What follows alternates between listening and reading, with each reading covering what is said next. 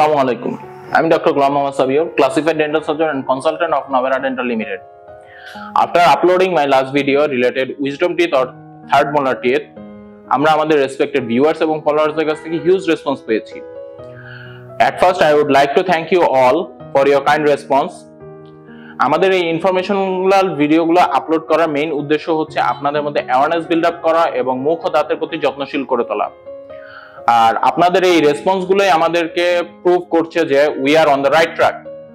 However, come to the point, আমরা অনেকগুলো question পেয়েছি আমাদের ইনবক্সে এবং সেই কোশ্চেনগুলো নিয়েই কিছুটা আলোচনা আমি করতে যাচ্ছি। আনইরাপ্টেড অর ইম্প্যাক্টেড টুথগুলো কিভাবে ডায়াগনোসিস করতে পারবো।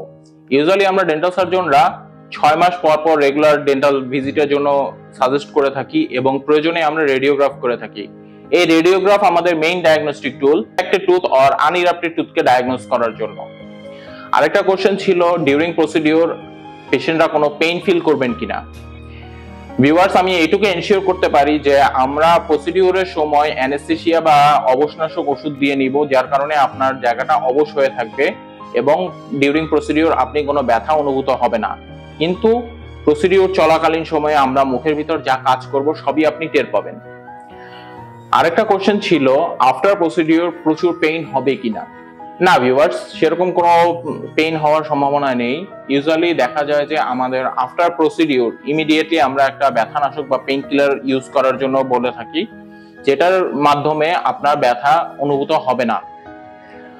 একটা কোশ্চেন ছিল যে এই প্রসিডিউর যাওয়ার পরে কতদিনের মধ্যে আপনি নরমাল হতে পারবেন। আমি এইটুকু বলতে পারি যে প্রথম 24 ঘন্টা আপনার জন্য একটু পেইনফুল বা ডিসকমফোর্ট ফিল হতে পারে, but after 24 hours it will be normal.